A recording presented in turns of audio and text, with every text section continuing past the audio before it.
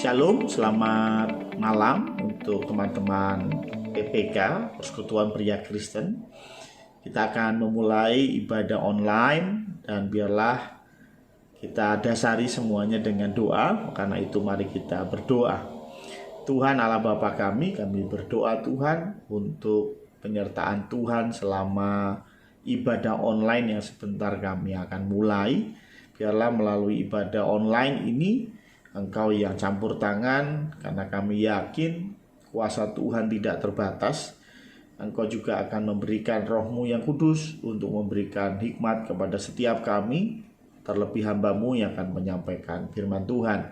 Terima kasih Tuhan, hanya di dalam nama Tuhan Yesus Kristus kami siap memulai ibadah online ini. Amin. Ya, sekali lagi selamat malam untuk teman-teman PPK Gia Condrokusumo dan juga untuk siapapun yang menyaksikan video ini di channel YouTube ya. Hari ini kita akan belajar satu hal yang cukup menarik, yaitu ada di dalam Kisah Para Rasul 11 ayat yang ke-1 sampai dengan ayat yang ke-18 ya. Jadi ayat 1 sampai ayat yang ke-18 dari Kisah Para Rasul. Pasal yang ke-11. Saya akan bacakan untuk kita semua dan silakan teman-teman membaca juga ya. Saya yakin udah diedit dan ayatnya akan muncul di sini ya. Demikian firman Tuhan. Rasul-rasul dan saudara-saudara di Yudea mendengar bahwa bangsa-bangsa lain juga menerima firman Allah. Ketika Petrus tiba di Yerusalem, orang-orang dari golongan yang bersunat berselisih pendapat dengan dia. Nah, saya mau sampai di sini dulu ya.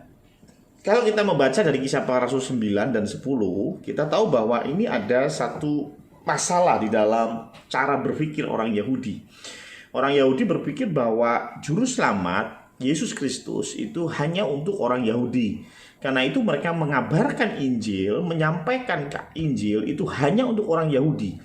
Kalau bukan orang Yahudi, nggak akan boleh menerima Injil, ya, tidak akan mereka injili, gampangnya begitu, ya. Nah, karena itu ketika rasul-rasul ayat pertama dan saudara-saudara di Yudea itu Yerusalem termasuk ada di Yudea, bahwa bangsa-bangsa lain, bangsa-bangsa di luar Yahudi menerima firman Allah, ini jadi problem. Ya, karena sekali lagi cara berpikir mereka berpikir bahwa firman Allah hanya untuk orang Israel, bukan orang di luar bangsa Israel.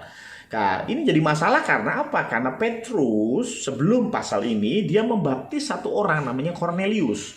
Dia adalah orang Romawi. Dari mana kita tahu? Karena Cornelius ini jabatannya panglima, panglima tentara ya.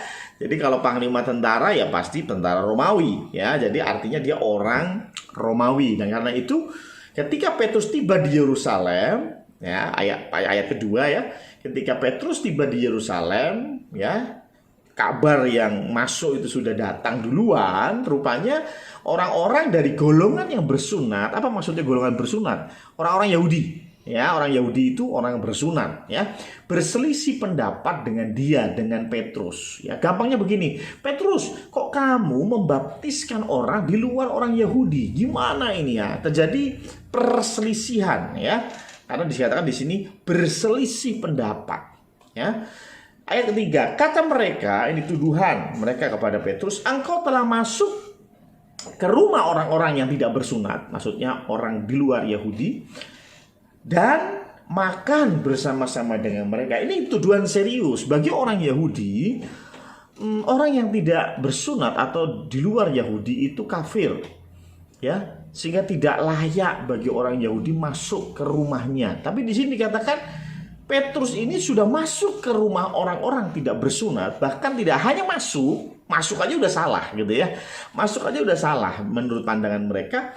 Tetapi malah Petrus ini makan bersama-sama dengan mereka. Ini problem yang besar dari pandangan orang Yahudi pada umumnya pada waktu itu. Ya, ini yang terjadi. Dan yang menarik ayat keempat, tetapi Petrus menjelaskan segala sesuatu berturut-turut. Atau dalam bahasa lain, Petrus menjelaskannya sesuatu menjelaskan sesuatu secara clear, secara bersih, secara berurutan begitu ya. Artinya nggak lompat-lompat gitu ya. Artinya dijelaskan sejelas-jelasnya. Nah, Petrus menjelaskan, dan apa yang dia jelaskan ayat kelima dan seterusnya. Ya, saya akan bacakan ayat kelima. Aku sedang berdoa di kota Yope. Ini kita bicara, ini ada di Kisah Para Rasul ayat pasal 9 dan 10 ya. Bisa dibaca juga. Ini rangkumannya ceritanya Petrus ini ya. Aku sedang berdoa di kota Yope, tiba-tiba rohku diliputi kuasa ilahi dan aku melihat suatu penglihatan. Suatu benda berbentuk kain lebar yang bergantung pada keempat sudutnya diturunkan dari langit sampai di depanku. Aku menatapnya dan di dalamnya aku lihat segala jenis binatang berkaki empat dan binatang liar dan binatang menjalar dan burung-burung. Lalu aku mendengar suara berkata kepadaku, bangunlah hai Petrus, sembelihlah dan makanlah. Tetapi aku berkata, tidak Tuhan, tidak, sebab aku belum pernah sesuatu yang haram, yang tidak tahir masuk ke dalam mulutku. Akan tetapi untuk kedua kalinya, suara dari surga berkata kepadaku, apa yang dinyatakan halal oleh Allah, tidak boleh engkau nyatakan haram. Hal itu terjadi sampai 3 kali, lalu semuanya ditarik kembali ke langit. Dan seketika itu juga 3 orang berdiri di depan rumah di mana kami menumpang. Ini rumahnya Simon ya, penyamak kulit di Yope. Mereka diutus kepadaku dari Kaisarea. Lalu kata roh kepadaku, pergi bersama mereka dengan tidak bimbang. Dan ke-6 saudara ini menyertai aku. Kami masuk ke dalam rumah orang itu, dan ia menceritakan kepada kami bagaimana ia melihat seorang malaikat berdiri di dalam rumahnya dan berkata kepadanya, suruhlah orang ke Yope untuk menjemput Simon yang disebut Petrus.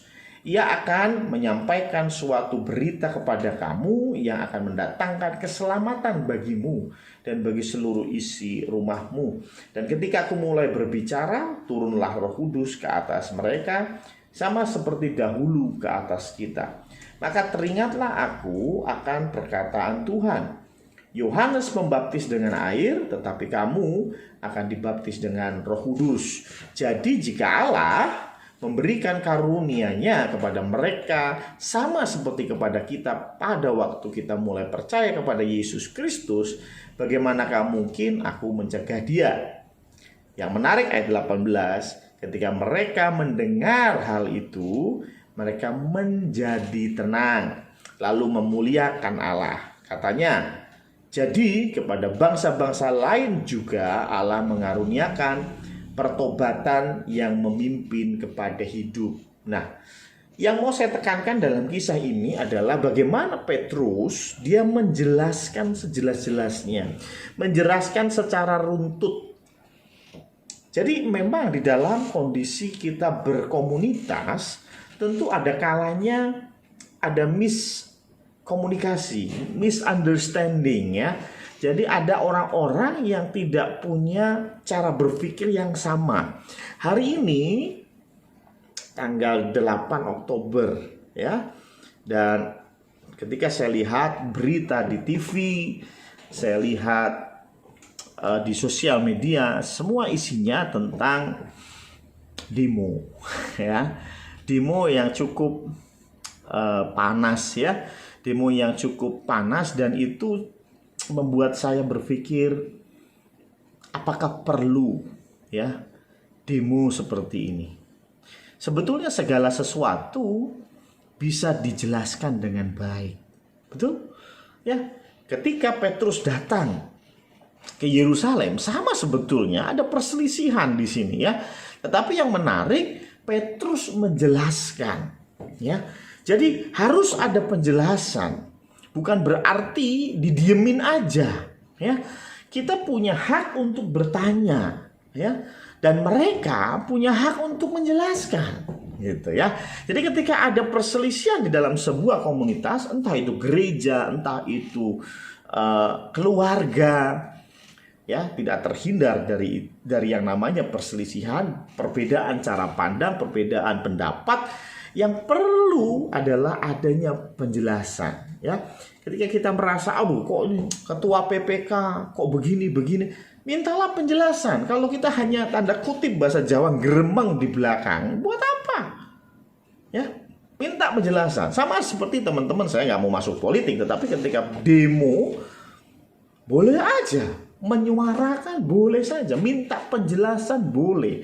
Tapi yang saya nggak setuju ketika demo itu bakar-bakaran, ya sepanjang hari saya lihat itu lempar-lemparan batu, itu nggak menyelesaikan masalah. Ya, masalah bisa selesai apa? Dijelaskan secara rinci, sejelas-jelasnya seperti Petrus menjelaskan kepada kawan-kawan yang ada di Yerusalem, ya. Karena itu harus dijelaskan. Apapun yang kita berselisih paham, perlu adanya penjelasan, ya. Jadi yang pertama harus dijelaskan sejelas-jelasnya. Ya, Petrus ketika dia menjelaskan, dia jujur, tidak ada yang ditutup-tutupi, ya. Tidak ada agenda terselubung, tidak ada sesuatu yang dia tidak sampaikan. Dan itu terlihat dari cerita dari ayat yang ke-5 sampai dengan ayat yang ke-17. Kita juga bisa lihat itu di Kisah Para Rasul pasal 9 dan 10, ya. Jadi intinya sampaikan dengan jujur, ya. Nah, yang kedua, di samping yang menjelaskan itu perlu, penjelasan itu perlu, cara menjelaskannya juga perlu, tetapi juga yang kedua yang tidak kalah penting, bagaimana mereka yang menerima penjelasan itu, ya. Jadi ada beberapa konteks orang itu bertanya. Yang pertama, orang ada yang bertanya sebetulnya tidak perlu tahu jawabnya. Ya, dia bertanya untuk memancing kita berpikir. Ya, ada orang-orang yang bertanya untuk memancing kita berpikir. Ya, saya kasih contoh misalnya ketika Tuhan Allah bertanya kepada Adam dan Hawa, "Di manakah engkau?" Adam, di manakah engkau? Saya mau tanya, apakah Tuhan nggak ngerti di mana Adam? Tuhan Maha tahu, pasti Tuhan tahu. Cuman problemnya Tuhan bertanya bukan karena dia nggak ngerti. Tuhan bertanya karena Tuhan mau Adam dan Hawa mikir gitu. Adam dan Hawa, apa yang sudah engkau lakukan sebetulnya menunjukkan engkau ada di posisi mana. Karena itu Tuhan tanya, engkau ada di mana. Jadi sekali lagi, bertanya tidak selalu berbicara pengen tahu. Enggak. Tuhan Allah sudah tahu. Dan dia tetap bertanya kepada Adam, di manakah engkau? Maksudnya Tuhan Allah mau Adam mikir, kamu tuh ada di mana? Gitu ya. Jadi sekali lagi pertanyaan tidak selalu ingin dijawab atau menunggu jawaban. Ada juga orang bertanya itu karena ingin dapat dukungan, gitu ya. Ingin dapat dukungan ketika dia punya konteks di dalam kepala, itu udah punya konteks nih. 5 tambah 2 itu 8. Oke, saya tahu pada tertawa ya. 5 tambah 2 itu 8. Dia akan bertanya ke banyak orang untuk mencari orang-orang yang punya satu paham yang sama dengan dia. Ketika dia tanya kepada Bu Harti, 5 tambah 2 berapa? Bu Harti bilang 7. Dia nggak setuju. Dia akan tinggalkan Bu Harti, dia akan tanya Pak Marno, 5 tambah 2 berapa? 7. Nggak sama nih, ini kurang pas, Ini Pak Marno kurang hikmat, ya. Bu Harti kurang hikmat. Dia akan bertanya lagi, ya, sampai bertanya kepada Febri, 5 tambah 2 berapa? 8. Febri, kamu memang pandai, engkau cerdas. Kenapa? Karena sama cara berpikirnya dengan saya. Yaitu 5 tambah 2, 8. Ketika saya mendapat jawaban yang sama, maka saya merasa ini teman saya, ini satu paham dengan saya. Sebetulnya saya bertanya bukan karena pengen dapat jawaban, saya sudah punya jawaban sendiri, ya. Nah, karena itu ketika engkau bertanya dan ada orang yang menjelaskan tentang masalah apapun, engkau harus kosongkan pikiran. Maksudnya begini, jangan engkau sudah mengambil kesimpulan dahulu. Kalau engkau sudah mengambil kesimpulan lebih dahulu, mau orang yang jelasin kayak apa, engkau akan tolak kalau tidak sesuai dengan cara pikirmu. Ya, ketika orang berdebat tentang Tuhan Yesus, itu disebut Tuhan kenapa? Mereka nggak mau lihat secara objektif. Mereka sudah punya satu pemikiran bahwa Tuhan Yesus itu bukan Allah. Tuhan Yesus itu bukan Allah. Itu yang mereka pikir. Sehingga kita mau omong seperti apa, buktinya seperti apa, mereka akan bilang no, tidak. Tuhan Yesus bukan Allah. Kenapa? Ya karena sebetulnya mereka sudah punya jawaban. Mereka bertanya bukan karena pengen ngerti, tapi mereka bertanya untuk lihat apakah engkau punya pandangan yang sama dengan saya, begitu. Nah, ini yang terjadi. Dan kalau ini sudah ada dalam pikiran orang, maka kita nggak akan bisa jadi murid yang baik. Kalau engkau dari rumah pergi ke sekolah sudah punya konsep 5+2 itu 8, mau gurumu ngomong seperti apa, nggak akan kau terima. Karena engkau tahu, yang kamu tahu maksudnya ya, yang engkau tahu adalah 5+2 8. Nggak akan mau dibetulkan. Ketika ada perselisihan di dalam gereja, ketika ada masalah di dalam keluarga, ada masalah di dalam pekerjaan katakanlah, jangan engkau punya asumsi lebih dahulu. Hilangkan itu, dengarkan penjelasan. Terima dulu ya. Karena engkau bisa berpikir jauh lebih baik ketika engkau mau menerima dulu. Ya, banyak di antara kita sekali lagi ketika bertanya sebetulnya bukan karena pengen tahu. Ya, kita bertanya hanya untuk mempertegas asumsi kita. Dan ini akan jadi problem. Saya bersyukur para rasul, para sahabat-sahabat yang ada di Yerusalem, mereka betul-betul open mind. Mereka betul-betul mau menerima apa yang disampaikan oleh Petrus. Walaupun tadi saya bilang orang Yahudi punya konsep bahwa keselamatan hanya untuk orang Yahudi. Tapi rupanya para rasul dan sahabat-sahabat yang ada di Yerusalem dan di Yudea, itu mereka menaruh asumsi itu dulu. Mereka mendengar penjelasan Petrus. Sehingga ayat 18 menarik dikatakan, ketika mereka mendengar hal itu, mereka menjadi tenang. Karena mereka, oh ini masuk akal, oh penjelasannya oke, oh bukti-buktinya nyata. Kita bisa melihat jauh lebih jernih, gitu ya. Itulah mengapa orang Yahudi sampai sekarang tidak percaya Kristus. Kenapa? Karena mereka masih dalam asumsi mereka sendiri. Mereka nggak mau terima Kristus. Mau dijelasin kayak apa sulit ya, karena memang mereka bertanya pun bukan karena mereka ingin mendapat jawaban. Mereka bertanya hanya untuk mengepaskan dengan asumsi mereka ya. Itulah mengapa ketika kita ada konflik dengan teman, dengan komunitas yang ada, ketika mereka menjelaskan, janganlah kita sudah punya asumsi dulu, jangan. Kenapa? Nanti jadinya bukan saling mengerti, tetapi jadinya adalah perdebatan yang sia-sia. Nah, sama halnya dengan ketika kita bicara tentang pendemo, gitu ya. Sekali lagi saya nggak mau melihat politik, tapi hari ini full dengan demo. Ya.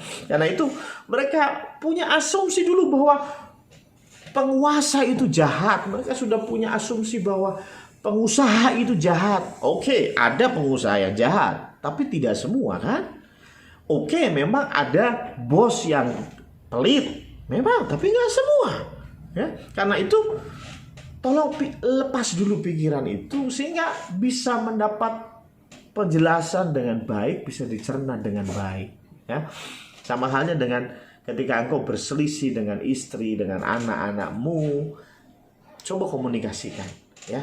Jangan langsung pasang stempel anakmu tuh nakal. Sehingga ketika anakmu bicara apa saja, statement di kepalamu tetap anakmu tuh yang salah. Ya, belum tentu. Dengarkan betul apa penjelasan dia. Dengarkan betul apa alasan dia lakukan ini semua. Sehingga engkau bisa menjadi ayah yang berhikmat. Engkau bisa menerima, engkau bisa melihat letak kesalahan anakmu dan letak kelebihan anakmu. Engkau bisa melihat letak dari kesalahan istrimu, engkau bisa melihat letak dari kelebihan istrimu. Dan ini bisa menjadi poin yang bagus. Saya percaya semua orang punya plus dan minus. Tidak semuanya negatif, tidak semuanya juga positif. Karena itu perlu di dalam kita mendengarkan penjelasan seperti para rasul dan saudara-saudara seiman di Yerusalem. Mereka mau mendengar ya dengan terbuka. Mereka tidak mau menyusupkan opini mereka sendiri. Mereka tidak mau berasumsi lebih dulu, tapi betul-betul mereka pengen tahu alasannya apa. Kenapa Petrus bisa membaptis Cornelius yang adalah bukan orang Yahudi. Dan di situ karya Tuhan bekerja. Tuhan tidak menciptakan perpecahan dari sebuah perbedaan, tetapi Tuhan menciptakan perbedaan itu untuk mewarnai apa yang kita bilang bumi ini, yaitu bumi yang indah. Bayangkan kalau semuanya sama. Bayangkan kalau semuanya cewek. Aduh, gak enak. Karena itu Tuhan ciptakan cewek dan cowok ya. Bayangkan kalau semuanya brewokan. Gak enak ya. Semuanya kumisen, gak enak. Tuhan ciptakan perbedaan-perbedaan untuk memperindah bumi ini. Sekali lagi, ketika kita ada masalah, ada perselisihan dengan komunitas yang ada, yang pertama adalah jelaskan sejujur-jujurnya. Ya, ketika Anda sebagai pria, sebagai kepala rumah tangga, ya, tindakan Anda dipertanyakan, jelaskan sejujur-jujurnya. Jangan hanya diem aja, ya. Udah nggak perlu tahu, istri nggak perlu tahu, anak nggak perlu tahu, ya. Jangan. Jelaskan sejujur-jujurnya. Tetapi juga bagi Anda yang sedang dijelaskan, jangan berasumsi lebih dulu, ya, tetapi betul-betul menyerap apa yang dijelaskan dan pikirkan apakah alasan-alasan itu bisa diterima atau tidak. Sehingga sekali lagi, komunitas yang ada, perselisihan yang ada tidak membuat kita semakin jauh, tetapi perselisihan itu, firman Tuhan bilang, besi menajamkan besi. Kita semakin tajam satu dengan yang lain, semakin bisa bekerja di dalam pelayanan semakin baik. Terima kasih, itu firman yang bisa saya sampaikan. Mari kita tundukkan kepala, kita berdoa. Tuhan Allah Bapa kami, terima kasih Tuhan untuk pemberitaan firman Tuhan. Biarlah apa yang keluar dari mulut hamba-Mu akan Engkau sempurnakan, sehingga setiap pendengar yang mendengarkan firman Tuhan ini mendapat berkat daripada Tuhan. Terima kasih Tuhan, terima kasih. Kami bersyukur untuk penyertaan-Mu, dan biarlah firman ini memperkuat setiap kami. Hanya di dalam nama Tuhan Yesus Kristus kami berdoa. Amin.